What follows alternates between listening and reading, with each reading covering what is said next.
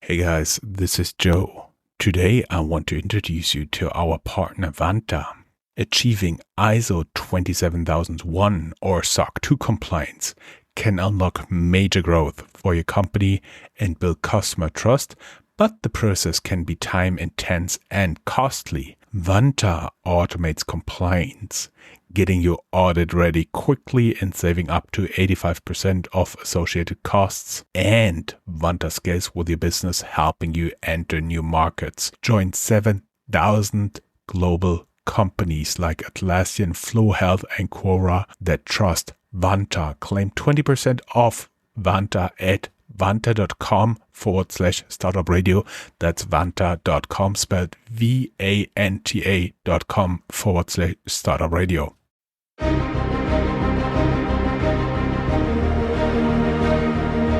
Welcome to Startuprad.io, your podcast and YouTube blog covering the German startup scene with news, interviews, and live events. Hello and welcome everybody. This is Joe from Startuprad.io, your startup podcast and YouTube blog from Germany, as well as the world's first internet radio station dedicated to startups and tech companies. Today, I do have another guest, a founder, not necessarily of a startup, not necessarily of a scale up we discussed before, and he would best classify his company as a fast growing tech company. Admittedly, it's already 11 years old, but I would first like to welcome Jörg. Hey, how you doing? Thank you, Joe, for inviting me. Pleasure to be here. How are you? I'm doing great. Thank you. It's also a pleasure for me. I've seen on LinkedIn, everybody would like to reach out to you. We'll link down here in the show notes the LinkedIn profile of you. I've seen you're headquartered in Boston. Do I reach you currently in Boston? No, right now I'm in Germany, here in Walldorf. For one reason, I cannot travel to the US right now. This might change in November this year already. So looking forward to join US conferences and to support our US team there. Before Corona, I spent a lot of time in the US to ramp up the US business together with colleagues. Probably we come to that later. Let's see. Yes. I've been looking at you and you have quite a career already behind you. You've been formerly with Deutsche Bank, with Douglas Holding. We may add for everybody who's not from Germany, which is something like 70 to 80% of each interview, that this is Douglas Beauty. So it's a store where you can go in, buy perfumes, and everything else you need to be pretty, including like shaving equipment for men and special face treatments for women and all that stuff. And then you have been with SAP, the software company, actually also coincidentally headquartered in Walldorf. We may also add for the people that is a little bit more in the southwest of Germany, and the next larger city is Heidelberg or Mannheim. Okay, you have been there at SAP as senior vice president and head of global treasury at SAP. And then in 2010, there was just a break. You started TIS, which is a company we're talking about right now, Treasury Intelligence Solutions. Can you tell us how this happened? Yeah, I spent, as you said already, 8 years with SAP. In SAP's finance board area, responsible for all, together with the team, responsible for all these broad treasury activities. Treasury is like a decathlon, probably we'll come to that later as well. So responsibility for capital market transactions, private placements and bonds, responsible for risk management, including FX and interest rate risk, some special projects like working capital management or cash collection. And last but not least, I was responsible for outbound payment processes as well. And this is where I saw certain challenges, and I had that a problem. And the problem in a nutshell, inefficient processes, lack of visibility and control, very high risk. And there was a problem and there was no solution at that time. So Errol Bozak, and he's the co-founder and our chief product officer, Errol Bozak and myself, we thought it's a good idea to leverage cloud technology and to fix those problems. So in a nutshell, the problems which we solve today for our clients, these were my problems in my former life. I met Errol during an executive MBA program, which was sponsored by SAP. Obviously, in 2010, when we founded TRS, this happened in close alignment with SAP. My boss, I was a direct report to SAP's group CFO. He liked the idea, and he acted as a sponsor. So the seed money was provided by SAP. When we were able to attract venture capital a few months later after foundation already, we converted this loan into an exit participation. So SAP does not have any voting rights. We are a speedboat from that perspective. I like your analogies of boats. When we talked about before, considering the growth of TIS, would you still consider it a speedboat, but a large one? Yeah, we are successful. We are established in the market. Nevertheless, this is still a fast-growing company. Goal is 3x in the last 3 years, top line.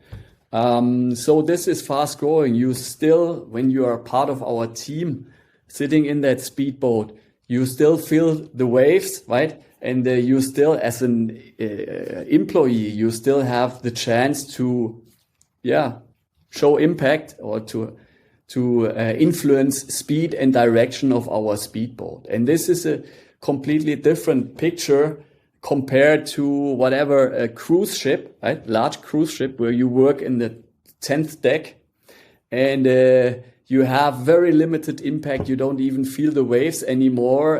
This feels different, right? And we attract new colleagues, talents, willing to join us. By the way, it's great fun to go fast together with the team. I see. Before we jump straight into TIS, in one interview you once said, if you would have not founded TIS, you would have likely become the CFO and then the CEO of a company. But you did not say which one. Are you speculating about SAP here? Okay, I became a CEO of TIS. Very diplomatically circumvented the answer. SAP is a great company and offers also great career development opportunities. By the way, I met Errol Bozak, our co-founder, during an executive MBA, which we did together. And this is where the idea was born. And this is also where we have created the business plan for this business here. Yeah. But I wanted to create something new from scratch. I wanted to have an impact, right? I wanted to, together with Errol, I wanted to create a very successful big company. I wanted to enter a new learning curve. The previous learning curve was kind of flattening out. And we had this idea, and we wanted to show that this really works, right? Cloud technology at that stage, 10 years, 11 years ago, was still in the early stage, right? And this was not mainstream. It's completely different now. No investor is willing to invest in on-premise. No customer wants to deploy software on-premise. Why? Because this is not state of the art anymore. Cloud is standard. But once again, when we started and we tried to sell this cloud solution to clients, especially finance teams and the decision makers in finance teams, they are risk averse. So this is not easy. The different story. And there is this chicken and egg problem. Nobody wants to be first, right? Problem is when you have a platform and you don't have customers, then you don't find banks which are willing to connect to that platform. Good news here, the vision is reality now. Cloud is standard, and this makes us proud. Spoke to a customer yesterday. He said, well, TIS in payments is something like Reuters and Bloomberg. So we have a good reputation. We have earned trust of our customers over the last 10 years. Let's say we have earned this trust in drops, and we are very careful because you can lose this trust in bottles. We're already talking about TIS here, but first I want to set the stage a little bit because I didn't at first really realize what you guys doing, some payments, but basically you help companies take care of outbound payments, meaning the invoices a company has to pay. You've been part of FT 100, your fastest growing companies in 2021. And in total, I found something like you raised $41 million from several investors, and your last series, I do believe it's Series D, was in May 2020. And I also found a very impressive list of clients, including Adecco Group, Bertelsmann, Hugo Boss, Fresenius, Fugro, Lanxess, Tyson Foods, Manpower Group, Osram, and Kiagen. But I don't think they've been your first customer. How did you get your first customer? How did you get started and get all those great clients? Yeah, you need to this is really difficult. You need to identify early adopters. You need to find somebody who has this problem. This was not the biggest challenge because I had a network in that treasury community already. And then we were able to convince the first customer, or one of the first customers was Fujitsu, based in Munich. And it's getting easier and easier when you have customers as evangelists on stage, right? You need references. B2B software sales, this is about reference selling. There is only one chance to make a good first impression. There is only you need to deliver what you promise. Then you earn trust, and then you have this upward spiral with happy customers. And yes, you mentioned a few customer names in Europe and in the US, successfully established, above 200 clients. And very important, these clients are happy customers. How do I know? Because I just recently completed 70 pulse check calls with our clients, 30 minutes each, where I carefully listen to clients. Yeah. By the way, clients, they have really good ideas. They help you to innovate, and this is part of our cloud DNA. Yeah, to collaborate with clients, we work in sprints. So when clients have good ideas, we can deliver within 4 weeks already these new features. If we give them the adequate priority. And this makes customers happy because they are part of a community. This is a community effect. So long story short, 8.7 on a scale between 0 and 10. This is the net promoter score or the happiness score coming out of these 70 pulse check calls. And once again, important. Why? Because they have success stories available on our website, and they are open for reference calls. Mm-hmm. You have started TIS very soon, very early, and soon you raised venture capital, as you said. Do you think at this time it was very hard to come by venture capital? Is it better right now? And what is your take on venture capital at all? I think venture capital for a B2B cloud software, cloud platform, this is the only option. Triple F funding, right? Family, fools, friends. This is not an option. Ramping up a cloud platform is pretty expensive. You need to invest, and the ability to attract venture capital is a proof point for your business, for your team, and for your business plan, and for your idea.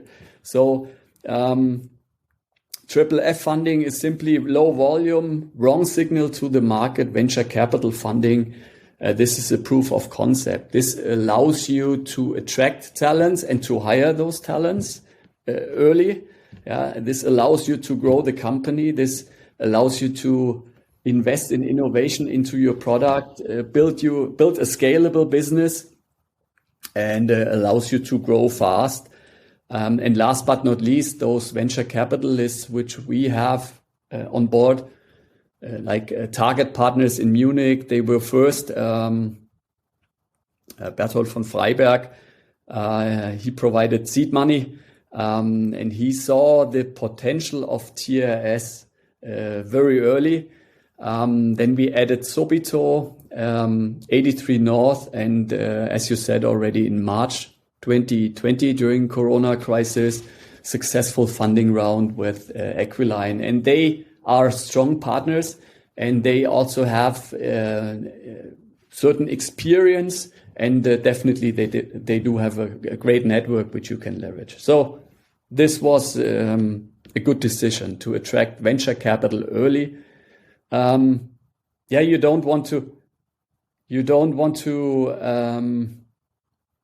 optimize your shareholdings in percentage of the company. The idea is to maximize the chance of success, and that's what we did. That is a great statement. You don't want to optimize in terms of your shareholder percentage, but in terms of success. That is a great statement. You once spoke in an interview about something like 70% year-on-year growth. Does this still hold true? This is true right now, especially for the US. Growth rates there for our US operations are above 200%. So this is good. And yes, the company overall is growing fast. As I said already, 3x for the next 3 years. That's our plan from a top line perspective. And the growth should happen in Europe and in the US through field sales and also through partner engagement, partner channels. What are partner channels for you? There's one good example. By the way, when you are successful in the market, when you have good clients, this is a good proof point. And then suddenly you are attractive for partners. So the problem is, back to your question, in the founders, they need to do the hard work first, create some momentum, deliver some proof points, and then suddenly you are attractive for partners. And a good example, very successful partnership was established with Deutsche Bank. This is not only about selling our fraud prevention solution together. This is also about innovation. Obviously, Deutsche Bank, these experts, they have a good, very excellent track record or expertise in fraud protection. And this is where we have created a win-win situation. This is a strategic partnership where we approach clients with, I would say, game-changing new product where we leverage not artificial intelligence in the first step, but where we leverage customer intelligence. It's think about something like a swarm intelligence or a neighborhood watch system where we allow customers to collaborate on our platform and reduce the fraud risk for the overall group. And obviously, the more participants you have in that network, the more data you have in that network, the more valuable it is. And this is what we see already. The new product PE community screening, the pipeline right now, sales pipe is simply exploding. Yeah? Why is this? By the way, it comes back to my point, which I made a few minutes ago. Customer-driven innovation. This was an idea brought to us in one of our customer council sessions, where we do some brainstorming with our customers, and we carefully listen to those clients and delivered what they wanted to have. And this is the PE community screening, successful product, but only one product on our platform. Mm-hmm. Mm-hmm. And talking a little bit about you again, I realized when I was looking through your profile, your position in TIS itself has changed. You basically gave up the CEO position. Have you been bored of it? Too much work? You want to focus on something else? Yeah, this is sooner or later you need to make a decision. A two-man founder band does not scale, right? That's clear. And by the way, there is this famous founder's dilemma. Very nice article, Harvard Business Review, Founder's Dilemma. And according to that, also research, you need to make a decision at a certain stage. Do you want to become rich, or do you want to continue to be a king? There are only these two options according to this article. There's a third option, but this is a longer story. Yes, and Errol Bozak and myself, we made a decision to ask Eric Massing to become a CEO. And why is this? Well, because we want to grow fast, we want to be successful, and Eric did that journey 2 times already. So there is no time to lose. And by the way, I met Eric Massing many years ago. And we started to collaborate. First, he joined as a kind of contractor. And I asked him to support for our US expansion. Yeah, it's pretty much the same story here. When I spent a lot of time in the US, and we ramped up this US business from scratch. There was nothing, right? No customers, nothing. And we had this chicken and egg problem, which we had 10 years before in Europe. We had it in the US again. And here in such a scenario, it's good to have somebody with you who did that before. And he did a US expansion for his own software company, which he founded. So this allowed us to take some shortcuts and to ramp up our US business. This was a very good proof point, not only to leverage his expertise, but also to find out that there is a cultural fit. And that's the reason why we asked him to become the CEO. Yeah, simply because, yeah, probably I have the know-how or expertise as well, but he has the experience. Yeah, and once again, there is no time to lose. We need to grow fast. There is, if we don't grow fast, there are very high costs of opportunity. The addressable market, which we have in front of us, is huge. So we need to be fast. And that's the reason why we, by the way, also hired additional leadership in the US. We hired Chris Calhoun. He's our CEO Americas. As I said already, very successful growing our US business. Very cool. So basically, you're an entrepreneur and now you're taking a step back. That is usually the time you dispense some advice to people like our audience who are aspiring entrepreneurs or already entrepreneurs pretty early stage.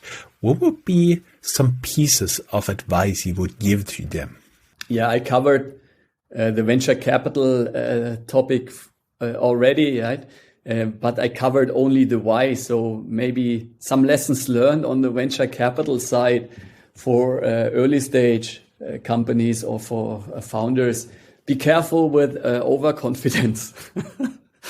Yeah, this is normal, probably, when you are enthusiastic in the early days, that you are overconfident, and VCs, they know this. So probably you will find out that this takes twice as long and will cost you twice as much as in your initial business plan. So this is one thing. Start early with contacting venture capital. Yeah, this is a proof of concept for your business. You will learn a lot while talking to investors. Create a relationship with these investors. Make sure, very important, right? This is a longer term journey. There needs to be a cultural fit, and yes, there is always a kind of information asymmetry, right, between VCs and founders. Be careful here. Make sure that you have a good lawyer. Be prepared for tough negotiations. Problem is,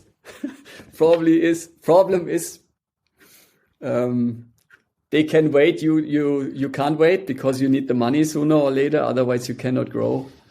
So once again, also be careful, very careful with your cash burn, and start these discussions and negotiations early. And last but not least, it's not only about valuation, right? It's about valuation and documentation. Documenting what? This is very documentation. Yeah. What should you document? Liquidation preferences, only one example. Yeah, you should definitely document everything you've agreed upon in this room. When you finally seal the deal, you can only prove what's in the contract. Definitely. And that's the reason why you need good lawyers and good advice. There is one nice, very good website, venturedeals.com. This is something you could use. But once again, ask experts. By the way, create a market for your company shares. Collect 2-3 term sheets. If you should have any problems to connect 2 or 3 term sheets, then probably there's something wrong with your equity story. I've actually talked to a lot of startups, and most memorable was the CEO of Penta at this time, and he said only the 67th investor actually invested. They made 66 pitches without any success, so you have to be at it and adjust. No, we did a few pitches only and were successful pretty fast. So this went very well. And then a second piece of advice, sales know-how and sales leadership, right? So founders, they need to do the hard work. In the beginning is founder-driven sales. This is key to success. You will learn a lot, but you need to do the hard work and ask sales experts for help. Yeah. But be careful. Sometimes you get this advice from venture capitalists, and I think this is the wrong advice, that CEOs early stage should hire someone bigger than required pretty early. Yeah. And their argument is something like, well, think about the 3 to 5 years and how you will be a large company. And this is a bad advice, right? Because when you hire these very expensive sales leaders too early and your processes are not mature enough and you don't have a critical mass of momentum on your platform and referenceable customers and customer success stories, then it doesn't make any sense to hire sales leadership early in the process. Once again, as a founder, you need to do the hard work first Good advice. I'll write it down. I'll condense it in the blog post accommodating our podcast here. And one final question, because we're running almost at 30 minutes recording time.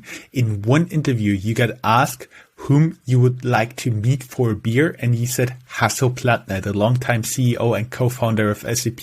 Did you manage to do that by now? Not yet, but I didn't ask him so far. Yeah, this is a great person, very successful. Yeah, needless to say. Yes, I totally would like to have him in an interview one day. Your agenda is having a beer with him. I would like to interview him. Jörg, it was such a pleasure talking to you. I know your time is very valuable, so thank you very much, even though I think we would have a few more hours we could cover in this interview. Was a great pleasure. Thank you once again for inviting me. Totally my pleasure. Thank you very much. Bye-bye. Take care, Joe. Bye-bye.